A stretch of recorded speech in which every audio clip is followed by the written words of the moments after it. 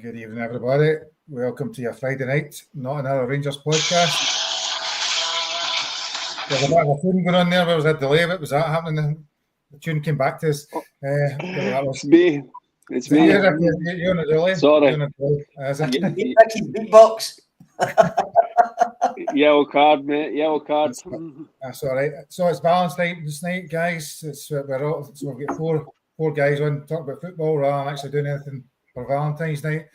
And I suppose first thing is we've all fallen out of love with our one true love that is Rangers, as we'll probably talk about over the next hour, and some of the broken hearts we've had since last week. I missed Monday's episode, fortunately, some would say, for me. But it's been a record-breaking. I've been looking at some of the viewing figures, seen some of the comments. How did it go? Was it all right? Anything exciting happened at it? Nothing really happened. It was quite quiet, wasn't it, Ricky? Yeah, nothing. It was wild. I blame you, Gary, for not turning up. I left you to it. Didn't want to know. I watched it. You know, it was an interesting. What we'll maybe do is we're going to talk about that game as it's been and going. We'll talk about the week. Ross, you weren't on Monday. You missed the fun of the show from what we've seen. If you've watched it back, I suppose your last 5-6 days, how have they been? The world of Rangers. The world of Rangers would depress you, mate, wouldn't it? I was fortunate enough that me and Cole were down in Manchester for a few days, which was nice to get away.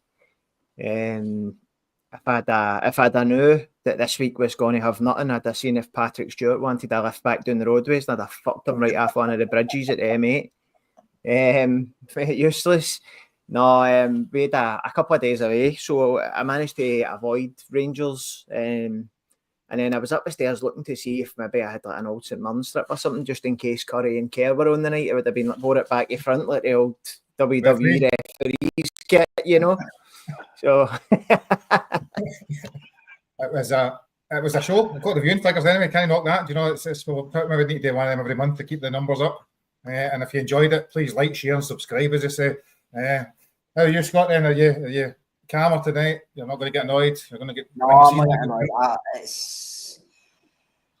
I'm just stunned, Gary, at this moment in time. It's been a good day. My granddaughter's been here since Wednesday, and she just went to her bed, and my wife's through watching TV. So that's her Valentine's, and I'm on my Tuesday, so that's my Friday night. But no, as for Rangers, after Monday, I've not really been taking note of anything that's been happening because there's been nothing. It's been silent. It's like they don't want to speak to you, don't want to say nothing to you. They're not even giving you a lot at all. And then the press conference, which you'll touch on, and it's, if you weren't a fan of the club, you would be sitting back saying they're just tin pot, they're getting smaller, might be a big club being in, but apart from that, there's nothing there. Yeah. And Ricky, so you're in another part of the world, so you maybe don't capture, although you watch social media more than MD I know, so you're probably a bit more immersed in it than some of us are. How you been? Not good, mate. Happy Valentine's Day, everyone. It's good to be on the pod with two enablers and then two fire stick loyal at the bottom, me and Ross. So I'm sure we'll get into. It's been a quiet week, like Kerr said, for Rangers, but there's always stuff to talk about, mate. Yeah. So I suppose obviously I wasn't on some of my reflections. I suppose for what it's worth, although I'm not hosting, not giving an opinion, but I will give a bit of opinion. You know, you can't survive. I think everybody knows. We're all not naive enough to know you can't survive losing against Queen's Park, whether it be today, tomorrow, 3 months from now. There's no really any coming back from that. There's probably not a future at some point. Now it's really about timing. You could argue over the last couple of months that it's been up the way slightly, then back down the way. There's a game of snakes and ladders in it. You know, it's been kind of a couple of wee ladders, then right back down a snake. A couple of wee ladders, then right back down a snake.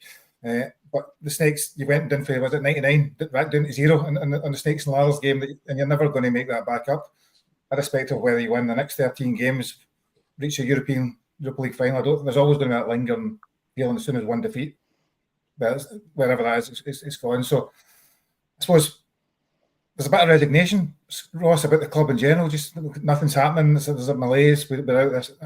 I don't really feel there's been a lot of anger. I think there's kind of a lot of just, we're a bit fed up. We're even watching it about it now this week. I think we spoke about it long ago. It's now that kind of apathy setting in. Folk are no up, no down. We moan about people no making a noise and just accepting second best. As I say, I'm not the biggest fan of the Union Bears. I've been on here and said countless times, but they stage a protest, they get booed. The majority of people sit in their seat and boo the protest, which Andy Halliday, me and Kev were talking about Halliday there. Andy Halliday said on open goal, Clement and the board would have took that as a of the fans supporting them. And that guy who is sitting at that press conference today is in absolutely no doubt he's going nowhere. But I think that the most annoying thing for me, Gary, and I can say it because I'm essentially Curry, but without the roll-ups and the 3 litre of juice getting slipped on the podcast, and that I don't go to the games. I've spoke before, I've got two kids now and gave up my season ticket to go and play football, and I've never got it back. What I would definitely say is it's easy for me to say, oh, walk out and don't go to the games, and the people that are going to the games are worse than the board because they're allowing it. Everybody's going to have their own means. There's people that have not missed a game. You think of Wolf, he's probably not missed a game in the last 120 years, and he's still go week in, week out. But I think that we've made a real error in giving that guy such complacency. And we'll probably go on to speak about him as well. But this new CEO coming in, he is a fresh pair of eyes, Gary. Why is he not doing this internal review himself? He has fresh eyes. That's his job. His job is to look at what's went on before and how we can improve it. This company that are looking at us for outside for America, how much are we paying them to come in and do a 3-month review of the club? What's that costing us? I just don't think Patrick Stewart gets it. He said, now 3 opportunities for me to come in and make a statement. 2 with the SFA, 1 with Clement, and then now again, it's silence. He's not even come out and said anything because I think there's a bit of misconstrued truth around about the statement that's come out this week. That was before the Queen's Park game. So nobody for this club has said one word about what's went on at the Queen's Park game until you've got that clown sitting in front of you today, as if it never happened. And I get it that people are saying cup upsets happen every season. There's a cup upset, but not when that cup's the only cup you've got gone for you. Liverpool rest half a team and get put out off Plymouth, and you go, well, aye, but they're going to scoosh the league. That was all we had left to fight for, and we went out with a whimper. I think was it they call it a generational result? Was it the Berwick Rangers? Was that late 60s? Hamilton was the 80s, late 80s, 90s. Allo was probably the early 2000s, which wasn't as bad, but it's one of those once in a lifetime, once in a generation results that we saw coming for 90 minutes during the week there on Sunday.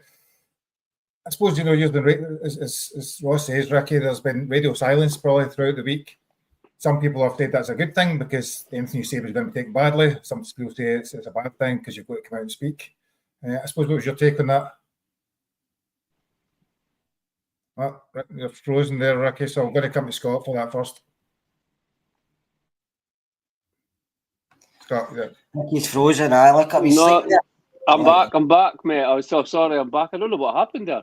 You're still frozen on the screen. Anyway, I'm speaking, mate. It was a very, very, very, very strange week with Rangers, to be honest with you, mate. And the press conference today, just I wanted Clement to stand up today and apologise to the fans and at least take some of the blame for last week. But basically, what we saw today was just more of the same, mate. It was more of the nothing to do with me. It was the players' fault. I thought some of the questions was really good to Clement today in the press conference. I saw some of the questions about what was the reasons for last week. Like, can you put your finger on it? Have you been able to put your finger on it? And but again, he takes zero accountability for every single defeat. It's always he throws the players. He threw Bailey Rice under the bus last week at half time, which I got more angry about as the week went on. And his press conference today, it was all the players and we're going to do this. He keeps going on about our forum. Our forum has been good. we've been good the last few months. We've not been good the last few months. Fans, okay, we've had some good results, but fans have still been bored out of their brain cells. When was the last time you actually went to watch Rangers and like for 90 minutes from the start of the game, well, scored goals, excited you? It's been months and months. The football, people have been saying it for weeks and weeks. We're a moments team. This team relies on moments. If Czerny doesn't do a bit of magic, if Igaman, who's went off the boil, doesn't do a bit of magic, if Hadji doesn't do a bit of magic, if all the players are off form at the same time, then the team is absolutely dreadful to watch. And what Ross said there was absolutely spot on. Why we're paying an American company to go through Rangers' root and branch, all this money that's going out the club when we couldn't afford to bring in Lyle Cameron in from Dundee in January, and we're paying this company from America to look under the bonnet when we've just brought a new management team into Rangers is absolutely crazy. It's another in the line of crazy decisions that this club just continues to make. People are going on about apathy, but I don't see apathy right now. I see real anger. As soon as that Rangers tweeted today and that press conference happened, it was just a machine gun. Everyone was just sending so much abuse, especially at Clement. Some of the comments I was reading on X was unbelievable. Like the fans, you're going to see it, I think, over the next few weeks. Clement's been done for months, mate, and you're going to see real anger, I think, over the next few matches. The game on Sunday is almost like obviously. Who cares? I think you're freezing again, Ricky, so we'll come back to you in a moment. We didn't put a pause on him there. Scott, so I mean, as Ricky says, there is anger. I mean, I can avoid social media and I try and avoid it because it's just an air of negativity a lot of the time, and then people can have got better things to do and actually hear people moaning about it. But there is certainly there's no love lost. I think there's no small percentage of fans that are still wanting him to remain that I can see. I don't know if it seems to be pretty apparent that there's no return. I think when you look at it as social media, it seems that way, but social media is only a very small part of society. It doesn't talk for everybody that's out there. And I think there will be fans thinking about the rebuild, about still being in Europe, stuff like that, and thinking maybe next season, because there's going to be that. Not everybody wants him bin.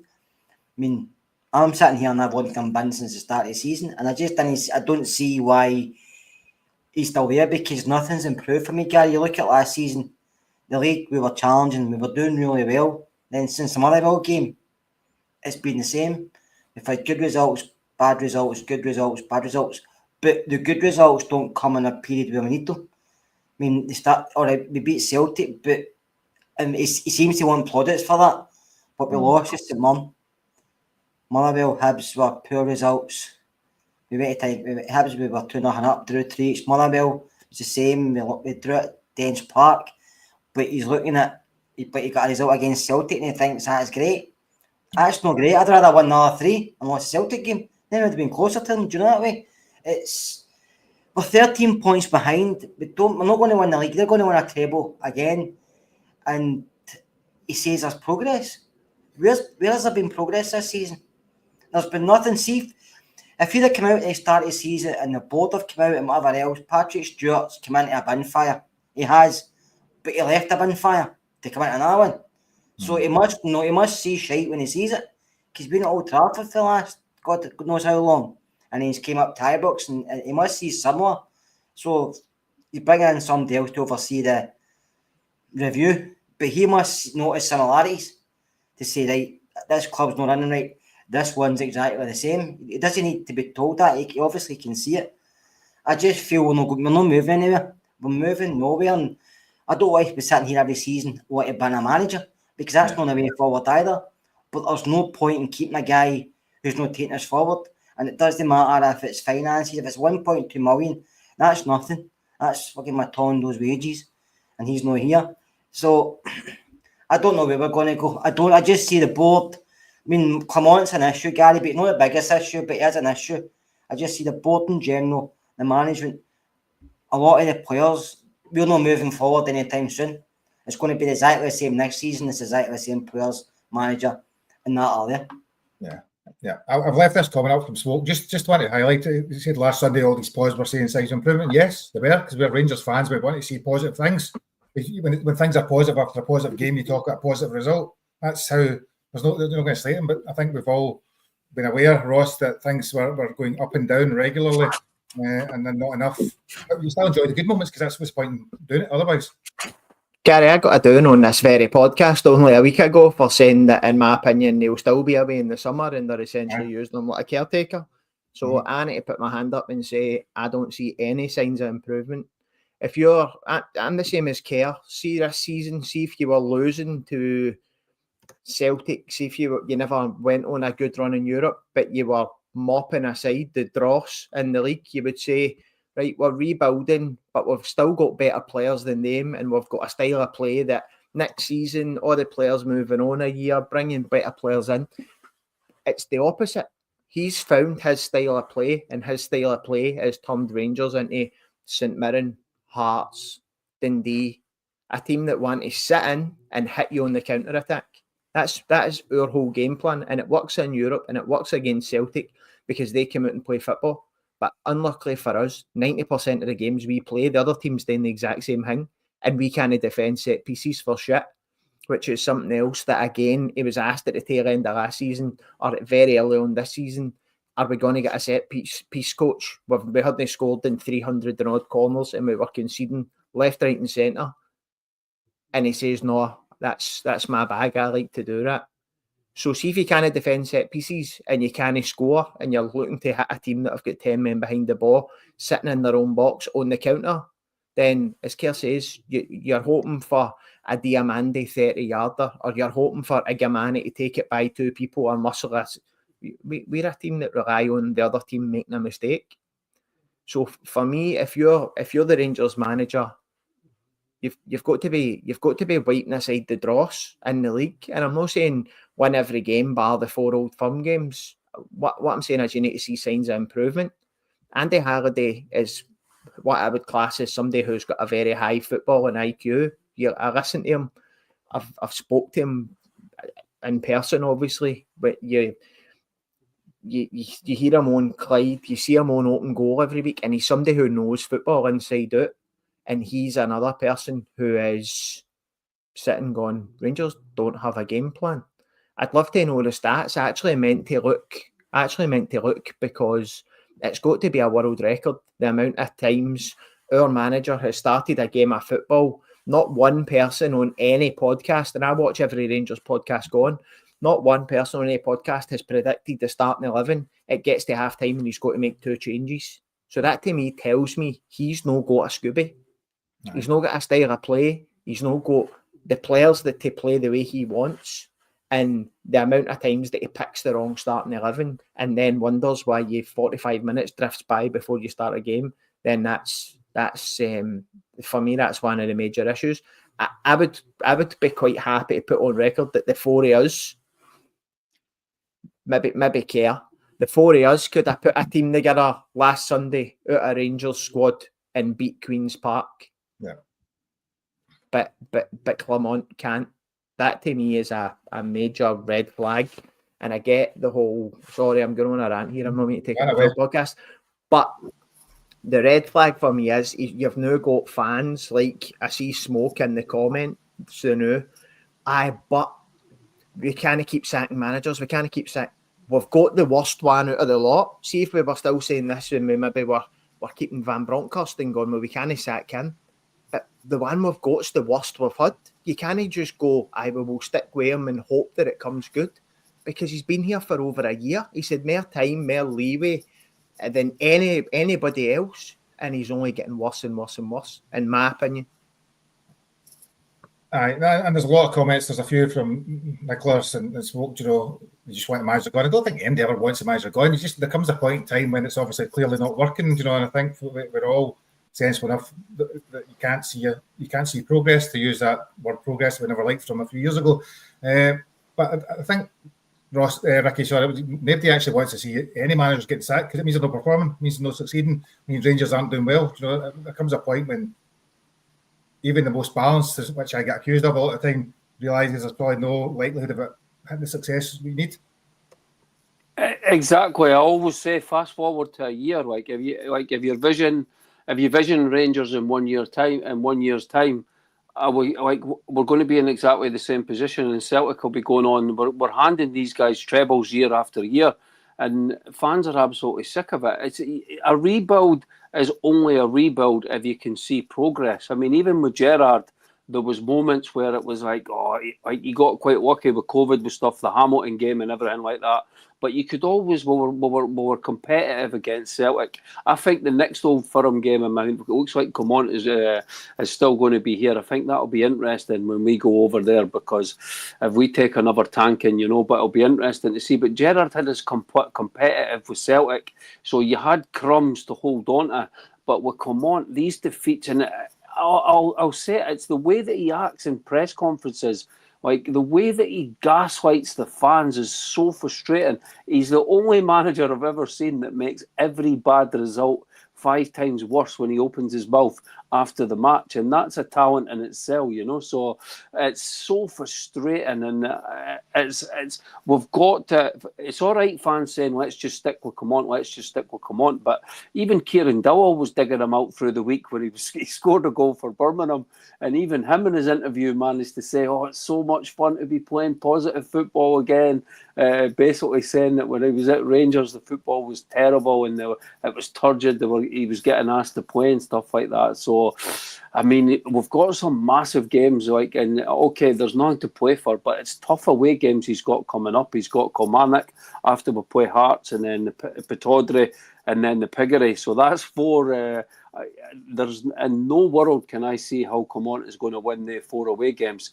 And the drivel he was speaking today, our last away game, we beat Dundee United 3-0. We were so good.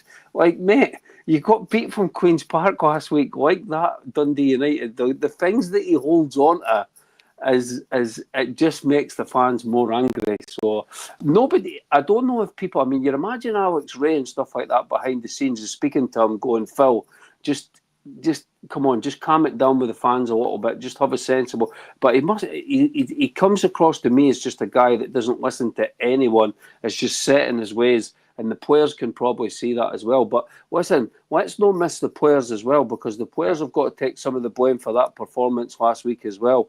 I mean, I don't want to see Diamande this week starting. There's a few other players I don't want to see starting when we get to the game on Sunday. They've got to take some of the blame, because any team we put on the park at Ibrox should have been able to go out there, and even after a bad start, should have been able to get that victory and get us in the next round of the Cup. So the players need to take some of the blame as well.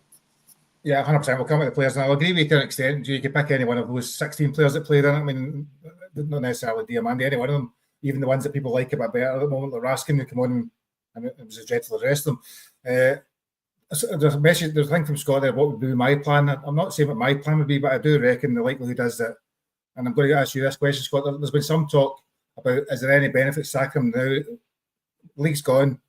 We're not going to go in. He's well finished in the review, making the changes in the background, and potentially have agreed something that he'll go in the summer, irrespective of what happens. What would bringing a caretaker do differently, I suppose, is a question. Listen, I think if you want to get him, you need to get him. I said the summer at the start, but I think probably soon as, because if you want to look for a new manager, you don't want your manager to come in halfway through the summer and then start again for you. You like them to know who's in place before this guy's away. So getting somebody just to take over in the season. Listen, guys, domestically the game's gone. There's nothing domestically we can win. Everything's away, so we're going to finish second. So it's a lot of dead rubber. So you can win every game between now and the end of the season, and it doesn't matter, because we're not going to close to 13 points. Europe, we might get through the next round, but we're not going to win Europa League. We won't, and that's me being honest. I don't think we'll win Europa League. Listen, if you proved me wrong, I'll go on here and admit it, and I'll be totally happy about it. But we're not going to win that either. I think the board have to. They've been trying to put people in position, but promoting Coppin for me was poor. A guy that's not done a lot, getting that authority wasn't great. But seeing that he's bringing in Thompson at the under 18s was good. Because I think Kevin Thompson's a good coach, and being a good coach doesn't mean you're a good manager, but I think he's a good coach. And if we're going to go that way, the pathway to the 18s up to the first team, As a big gap, but if they're trying to do that, which is good to see. But the board, I don't trust the board either, but in picking somebody else because they've not picked somebody decent. I just want somebody to come in, and I'm not saying he's going to win everything every season, I just want to come in and we can see progress, we can see us put in a challenge, we can see us, like Ross said earlier, beating the teams we should be beating, and might not win the league, but I know we still finish second, but at least we can see something happening. But I don't see it happening. We come on, honestly don't, and like I say, I don't want to keep sacking folk, but why keep somebody here who's getting good money when we're not moving forward with him? And I get he may have issues behind the scenes, he may not be back properly and stuff like that, but I don't think he's cut out for this job. Honestly, I don't. And I just feel we have to appoint somebody. Listen, I don't know who to appoint. I'm not getting resources the Rangers board have. If I was on there, I could probably tell you more, but I'm not. But do they go British? I would go a British manager, a British-based manager, somebody who knows British football, Scottish football. I think going foreign again might get us into trouble. It might not. I mean, there's a lot of talk about Kevin Muscat, but I think he's probably out of range because of how well he's doing, and he's been linked to other teams and will probably demand a big fee. Scottish managers, I don't know. I don't know where we're going to go with a manager, but I think we need somebody who can come in and give the players some. Listen, a lot of these players are accountable. Some of them are more than others, but a lot of them are, and you would like to think a lot of them are not going to be here next season, but that depends on finance because we're not blessed with a lot of money. So maybe the board, and there's Nicholas asking me the players into blame. I just said the players are accountable, but you can't sack players. You can only sack a guy who's taking charge of the players. If you can sack players, every club would do it. You can't sack players. You've seen clubs all over the world have problems with players, but you can't sack them because of the contracts. It's different for a manager. They're the man that's in charge of them all, and if things go pear-shaped, they're the first person to go.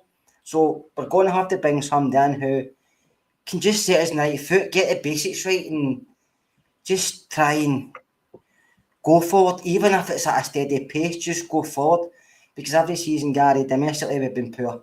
We get a wee European one, but I don't know about you, but I'm fed up no challenging up here. When three trophies out of 42 or something, if you're happy with that, then I'm happy for you. But I'm not going to sit here and say I'm happy with that. Yeah.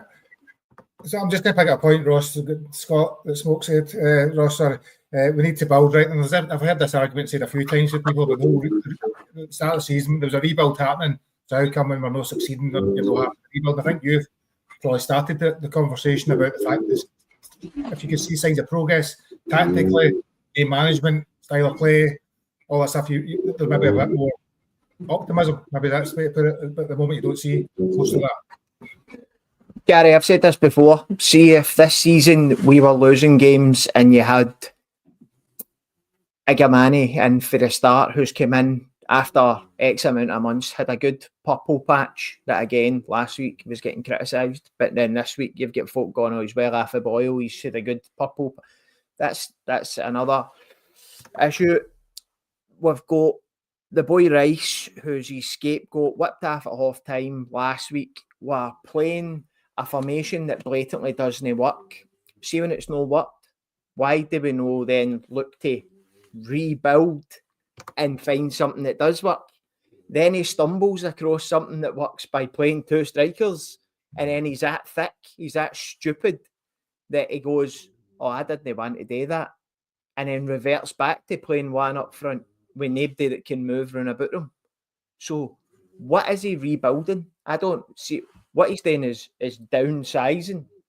That's what I've done. We've downsized the wage bill. He's trying his best to downsize and underplay the lack of achievements that we've having this season. Mate, he's talking about getting put out of the Scottish Cup by Queen's Park at Ibrox as if you've maybe get beat 3-2 up at Tannadice and been really unlucky.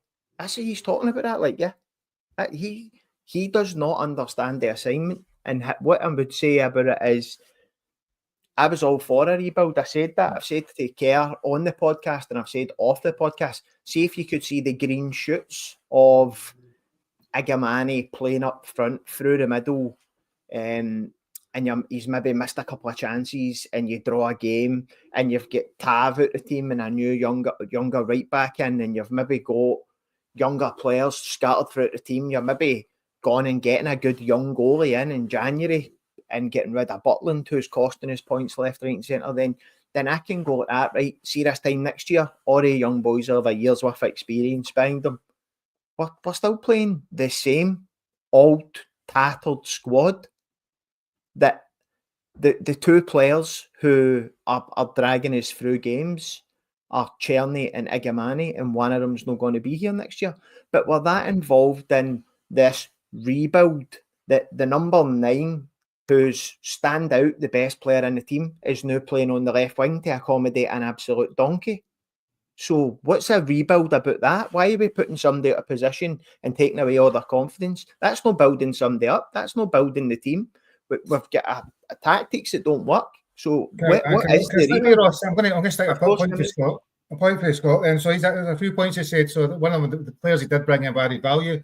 I think there's been again a debate that we don't actually necessarily think the players have come in as bad players. It takes you back to the same argument over and over again. A rebuild's fine if you can see progress, if you can see tactics, if you can see something there. And I'm doing in the comments, it keeps going back and forward in the same scenario. I think the issue seems to me that we all understand, we're not naive, we're not stupid, we know there's a rebuild, there's downsizing, the wages were too high. But the problem is, the problem doesn't work.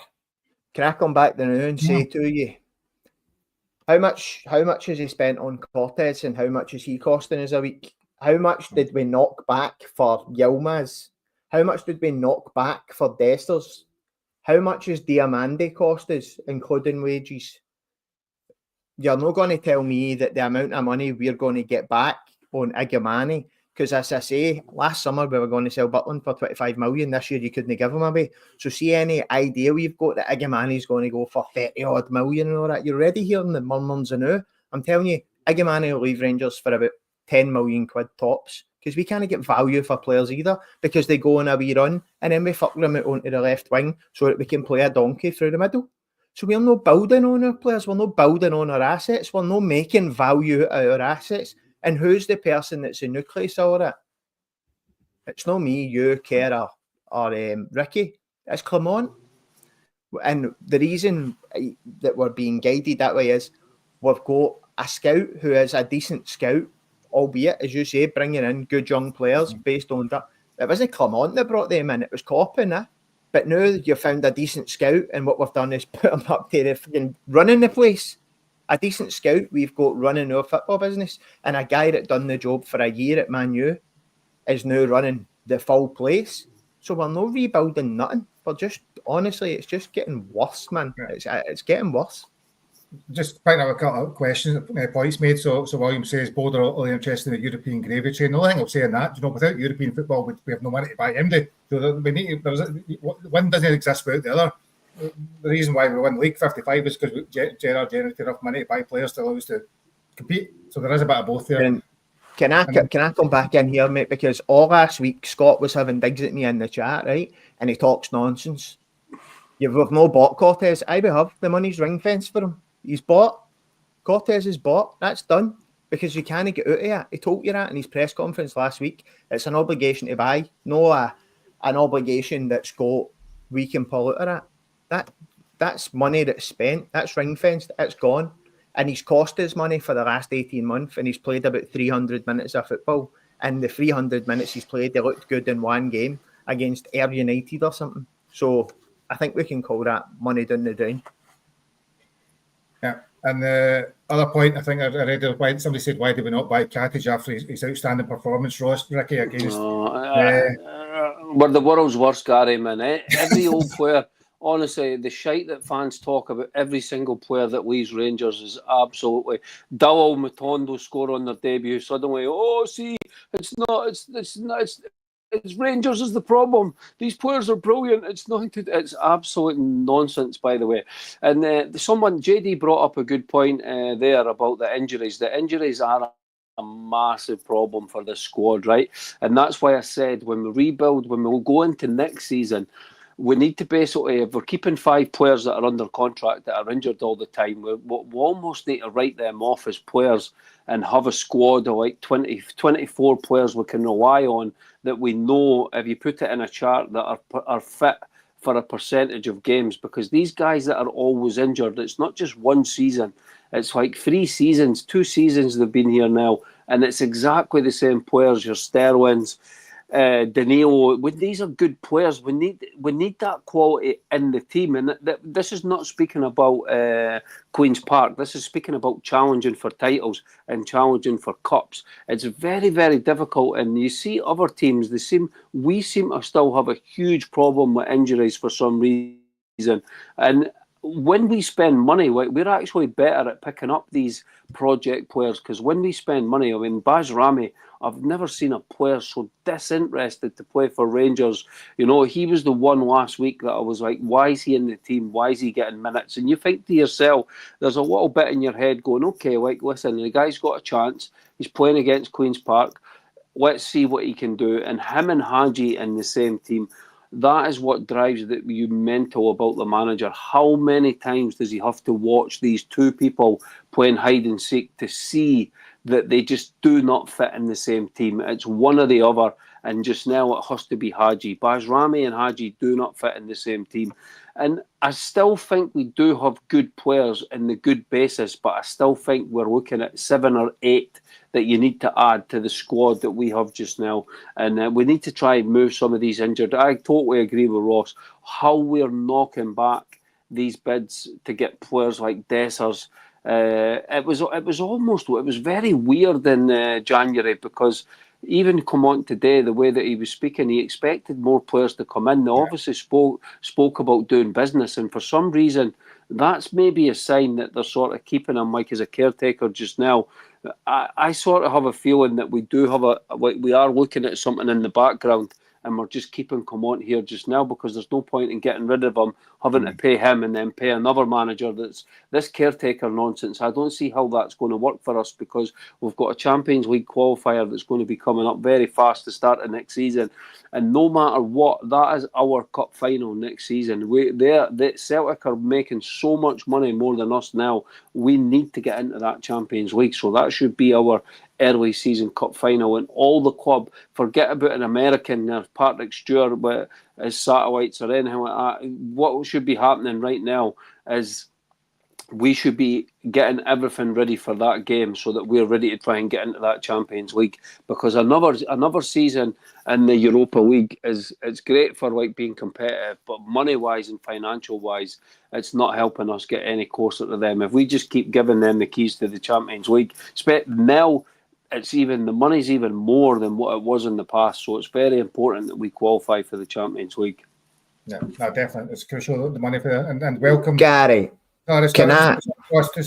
Welcome, Curry, first, just because he's there. I think he's probably viewing figures no end on Monday night, so he's in the chat. He's on the game, so you can fire away now, Ross.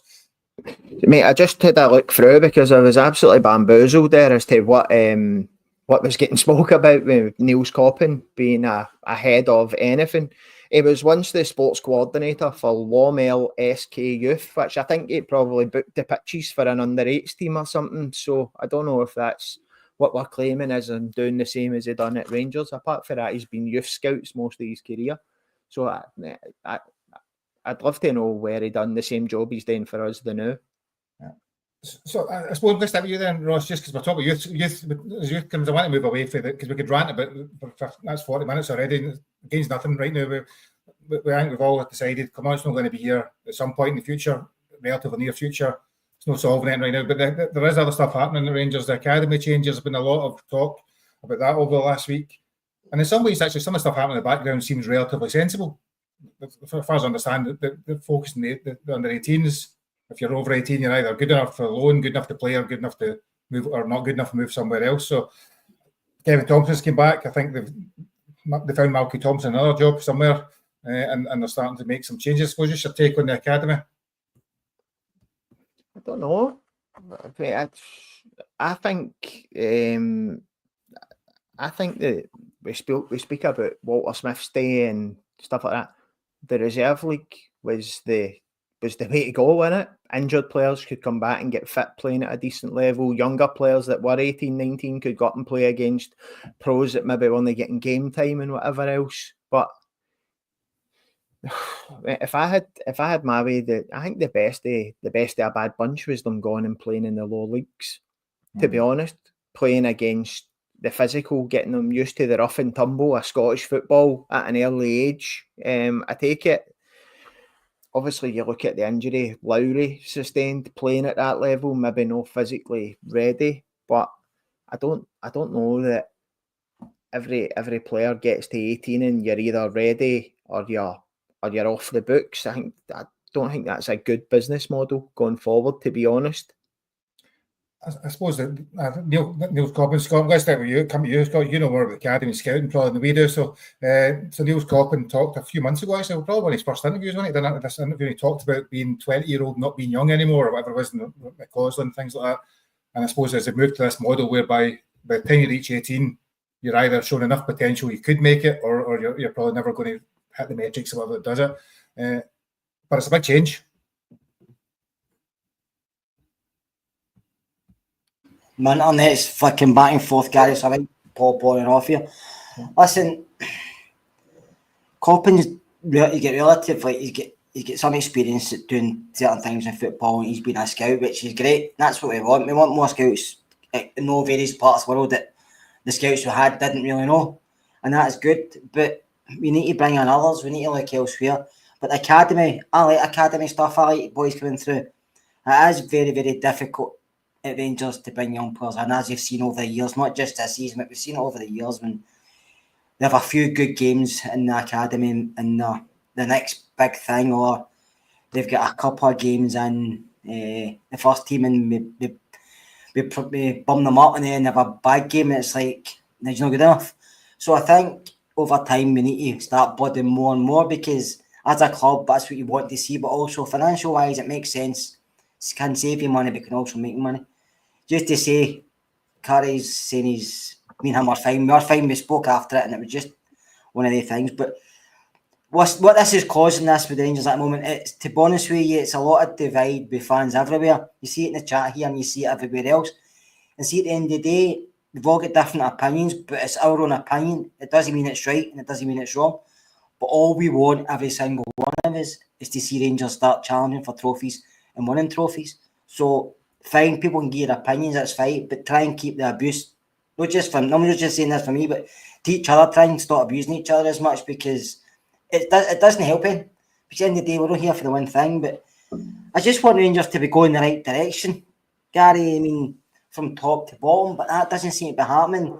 I'm happy, like I said earlier, I'm happy Thompson's been brought in to help with the academy, because I think that's what he does. He's a really good coach, and I think he's good at what he does. Do you know that way? So, and I've lost the track here. Do you know?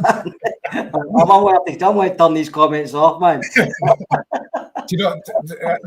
You're right. But, you can read them.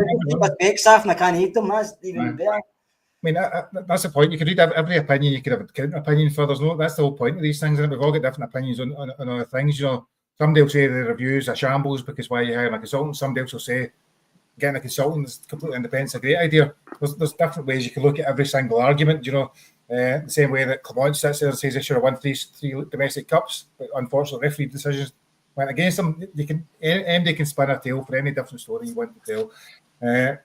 Ricky, so the footballing review, New York-based company, something to do with Chelsea. The guy, he's brought in this external company so that they can do a root and branch, I think they call that in the business speak. Review and then feedback to him on kind of the main things. I suppose we're probably halfway through it now. We don't know what the results are going to be. MD in the right mind thinks they're going to get to know what the results are going to be from it is also mental, because they're not going to share that information. It's just whether the changes actually start to take shape. Yeah, well, I mean, we've been losing money. I mean, you see that when the numbers are frightening. You know, I mean, the last set numbers that came out was shocked us all to just how bad it was. I mean, the amount of money that's coming into the club has been pretty stable, because we know we've been in the Europa League for 5-6 seasons now, so we know exactly how much money is coming into the club, and we've always known the wage bill has been too high. When we know that Gerrard brought the wage bill to a level that was always, unless we got into the Champions League and were able to stay in the Champions League, we were never going to be able to stay at that level. And that's why fans are still so annoyed with the Parks after what happened after we won the league, because it was all there for Rangers to take that on, and the mistakes that we made in letting Celtic get back in. And now, like you said, the snakes and ladders analogy is absolutely perfect, because we were right at the top of the board at that moment, just heading to 100, and then we hit the biggest snake, and now we're right at the bottom again at number 4, rolling the dice, and that's the problem with the fans. So I don't think there's any harm with getting external people to go look under the bonnet, but how much is it costing and stuff? Can the club really afford it? And maybe Patrick Stewart is sort of doing it as well at the same time as this company. I'm sure. I don't think he's come in and he's just like going to games and not doing anything. The guy, he's there 5 days a week. He's in 6 days a week. So I'm sure that he's looking at things himself with his people as well. Maybe, and if you put all the cards on the table after 3 months, 4 months, 6 months, however long it's going to take, and they come up and they can find the things that are wrong. I mean, but we could probably sit here and I'll give you the opinion right now. Our goalkeepers are no good enough. Our fullbacks are shite. Our defence can't. You can throw a ball into our box and we can't defend throw-ins, corners. We lose the same goals at set pieces. Our midfield is weak as piss. Our players are always injured. We've got players that are always injured. We're a moments team. Our strikers are crap. Danilo and Igamane works, but Danilo's injured all the time, and it's time to go to plan B. We're completely screwed. So if the American guy phones me, I'll just show him our podcast for this season. He can sit and watch NARP and get 6 hours of tape, sit and watching NARP, and then that'll tell him everything he needs to know. And then just bank the money and then tell Rangers, okay, guys, this is the problems, because the problems are there for everyone to see. You know, that's why the fans get so upset with the manager, because he doesn't admit that we can see the problems, and we've been able to see the problems for seasons now. But he suddenly puts his fingers in his ears and pretends that everything is okay, and it's not going to be okay, because we're going to drop more points coming up in the next few weeks. And this is done. This has been done for weeks now. The manager has to go, and the club has to sort itself out, because, Gary, it's getting more painful and more painful every time. It's 2 steps forward, 3 steps back, and fans have had enough. Absolutely had enough. Definitely. I'm just going to pick up this comment for Scott, because if he's researched this half hour he was away after arguing with Ross, he's got 15 players out of the books, 1,520 games, only played 460. That is shocking. That's an accurate number of. I mean, probably name those players anyway. There's just before I come to Ross, because I see Ross has been actually going. So I'm reading this comment from Nicholas. That the board, I'm assuming what you're saying is the board's working in the background, then they ignore it and stick together. I might be naive. I don't think MD comes as chief exec and takes on a role and just thinks he'll just sit there and not do anything. That's what's the benefit to them? They've got professional pride. They've reached a level in their business where they've obviously got a skill set. They are there to manage that process. Now, they might fail, but I don't think they're going to come and just sit there and wait with a board's puppet. Scott, Ross, I've seen you were wanting to come in a few times. You've been looking down at things, researching away. I wasn't, mate. No, I was playing with the dog. Oh, there we go. Is that a euphemism? It is, aye. No. The review then. So your thoughts on the review, just before we move on to that subject. I think I've kind of covered the review, mate. If I think that Patrick Stewart should be doing I think Patrick Stewart should have been doing the review. And how long has he been in position at this point? 3-4 months, something like that. See for me, see if the review doesn't spit out the now. If that review isn't spitting out after 2 weeks, you need a new manager. You need a new manager, then it's not a good review, in my opinion. Is this a, you say root and branch, so for me that means everything from transfers, board structure, management structure, medical department, football department. Are they going to be looking at set pieces? Are they going to be looking at the structure of the coaching? Are they going to be looking at the way the team play? Is it that to me is root and branch, every single measurable metric of our team, or is it just? Is it just that? Hi, Gary. When Gerrard came in, he, if you remember when he came in the first time, he thought the place was the dog and duck, you know. The standards were on the ground. He could not believe what he found at the training ground, the way that the players were training, the way that the facilities were and stuff like that. So he brought everything up to this level, and you could tell that he did, because the players that he brought, it was a lot of players signed for Rangers because of Gerrard. So what the hell happened? Like, why did the club, and this is Ross Wilson and that, why did the club allow, if Gerrard had the standards up there, why did the club allow itself to go all the way back to what we've got just now again? It's just with different managers, absolutely bizarre.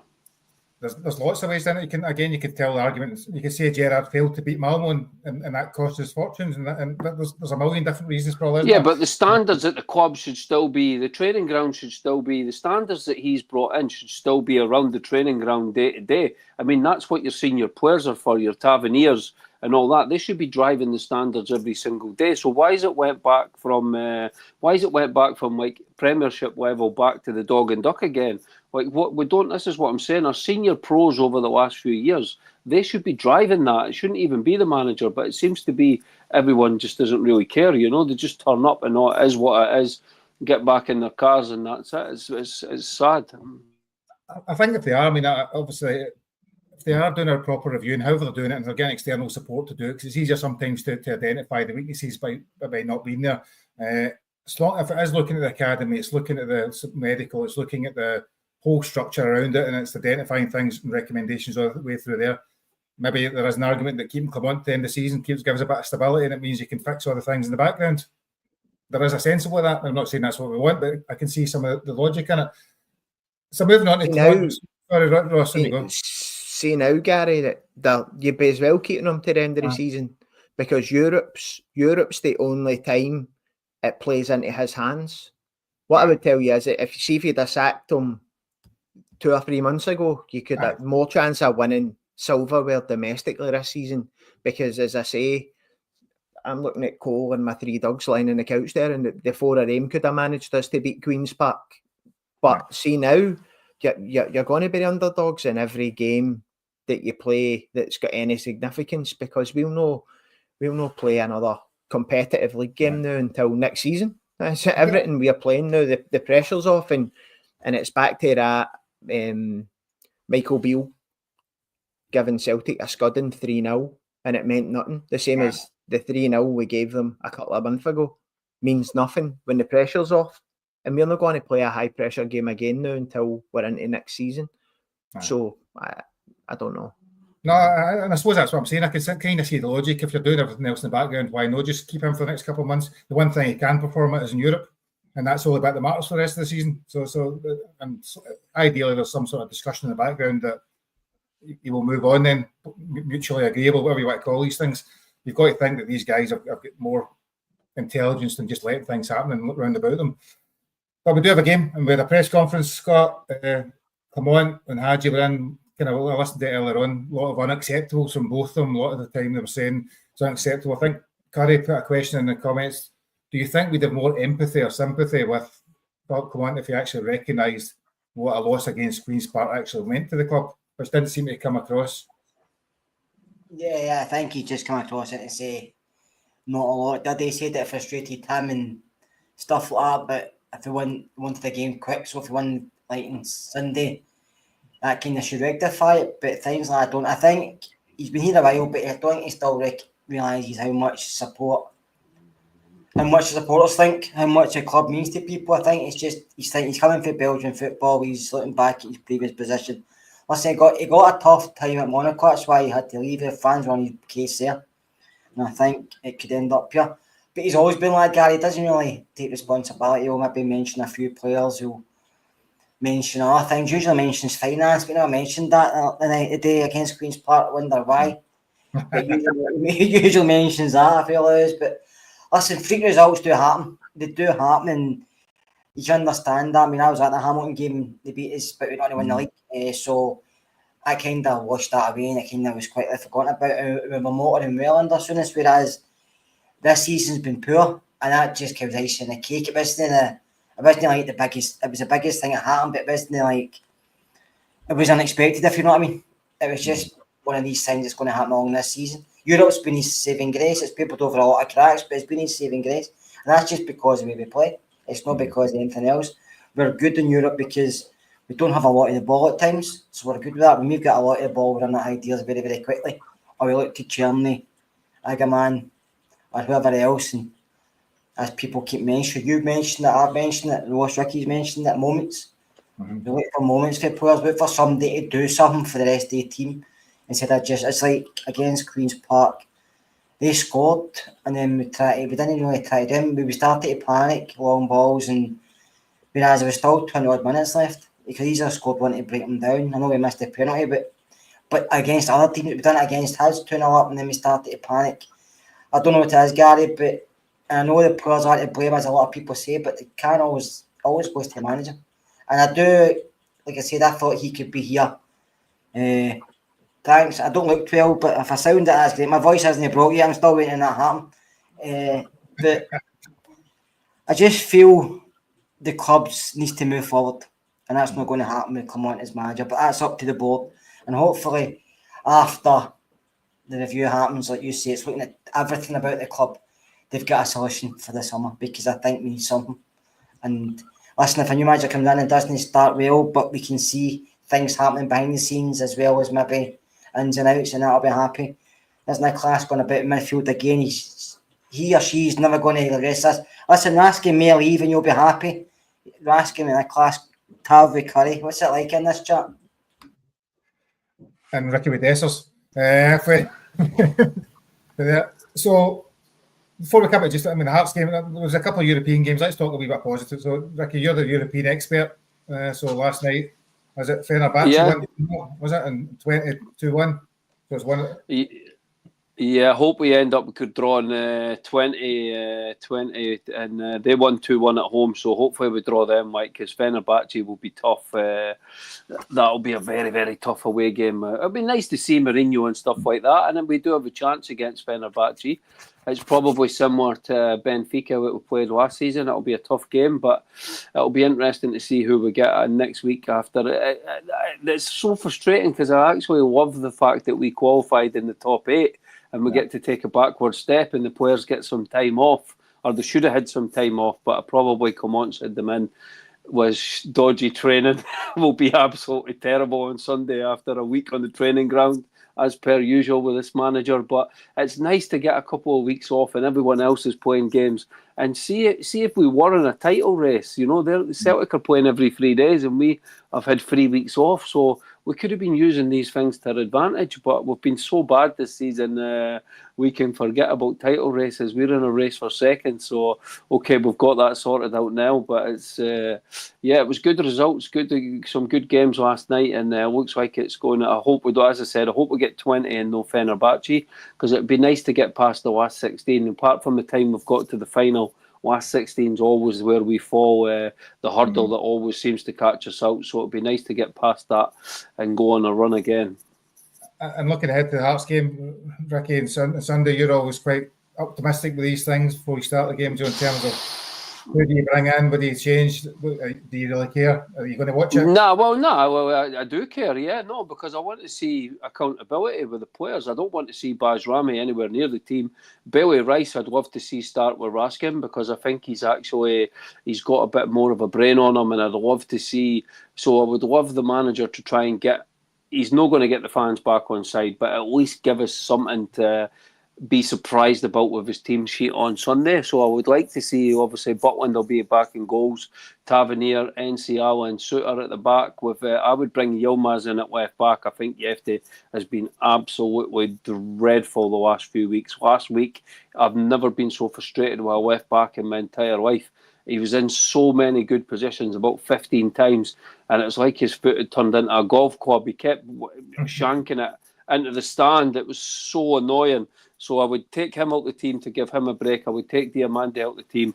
Midfield would be Raskin, Rice and Hadji. And then up front, I would go Igaman, Dessers and Cherny. And hopefully the players, it's too late. The result is absolutely irrelevant unless we get beaten. Then hopefully they'll sack him after that. But apart from that, the result, I'll still watch it. I want Rangers to play well. I want it to be exciting. But talk about a dead rubbers in February, start of February. Come on, Rangers. What are you doing to us? And Ross, I suppose, looking ahead to the game on Sunday, you have a slight vested interest in depending whether somebody else is playing or not. Oh, he'll not be playing, mate. Hopefully we'll put about 8 by him. Nah, mate, they seem to be picking up. They seem to be picking up a wee bit of form. Again, with us going away from home, you just never feel confident, do you? You don't feel confident no matter where we go. I was at the first game of the season along there, where they had a goal where they could keep a clean sheet at that time, right enough, but they kept a clean sheet against us.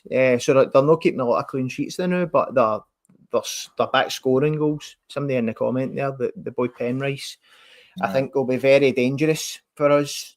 I think obviously we're starting to see Shanks is getting his goal on his comeback for injury the week before last. They're a team that could, any team that we go and visit could do a turn on us, but I'm not filled with confidence whatsoever, which is, Ricky, you do look a bit like Jerry Lawler, by the way. I don't know how I've never seen it before, but you do. Yeah, actually does. WWE. Look at images of him, but don't look at his Wikipedia, because he's not the nicest of guys. I'm not saying your character looks like his. That's all I'm saying, Ricky. All right. Oh my God! I think I know who it is, and I'm not. You used to call a big crown, Ricky. Big crown and staff, didn't he, Jerry the King? I know who it is. I'm not having that at all. Like, but what I would say is, I hope that you guys and everybody in the chat's got a bedroom full of dead rubbers tonight on Valentine's night. All right, I'll say that for you. So that's for me. That's probably almost time to leave it there, I think, with that one. Scott, I'll let you, as the leader of the group, to finish us off then tonight. Have you anything you want to pick up on the game on Sunday? Or no, hopefully we can get a result, Gary, because no matter what happens, we'll want Rangers to win. But I watched the Hearts game against St Mirren all night, and St Mirren were decent against us. St Mirren should maybe been ahead with maybe more than a couple of goals, but couldn't take their chances. But Hearts stuck in there, and like Ross has mentioned a few times, Penrice did look good. I think he scored the winning penalty as well, and Craig Gordon put off a good few saves, and I don't know what age he is. I think he's about 45 or something, but he's still decent in the net, and which is a shame because any other club would probably would have been playing and Xander would have been in. But Hearts are looking better than they have been in the past few weeks. I think Rich is getting them playing a better style, and they're a bit physical, but they get forward quick, and it'll be a tough game as usual at Tynecastle. And the only thing is, if we do go behind, I don't hold out much hope, but hopefully we can go there, just play well and get a result. It's not even as much as it's just play well, Gary, because some of the games have been boring. Just a good team performance. There's no pressure on us anymore. Do you know what I mean? Because the league is effectively, it's not over mathematically, but you know what I mean. But the players should go there, not put any pressure and saying, let's go out and treat the fancy something. It's not going to help last week, but at least if they go there and treat us to a good performance, that'll maybe make us happy, at least for 24 hours. Do you know what I mean? Yeah. Just to say, thanks for watching tonight, and the comments have been good, to be fair. Yeah, there's been tons of comments. Honestly, if I didn't get to your comments, apologies. There's been that much to keep up with there. And I think, and Curry says, at the end of the day, the sad thing is we're playing for nothing. We're going to watch a game, probably scroll through the internet while we're watching, because the excitement's not there, the tension's not there, the nerves aren't there, which it shouldn't be the case in February.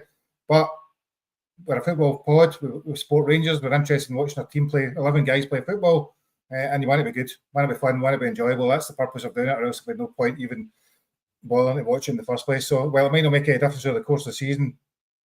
Here's hoping come Monday night, when we're back, we will have some goals, some incidents, some enjoyable moments, and less talk about boards and about managers and all that stuff that goes with it. However, if we lose, we've got a whole hour of get Clement out. So one of those two things. So thanks for joining us, guys. Enjoy the rest of your Valentine's night, whatever you may be doing, whatever Ross suggests you may be doing. Please like, share, and subscribe, and we will see you on Monday evening. Right, cheers, guys. Bye now. leave that dog alone.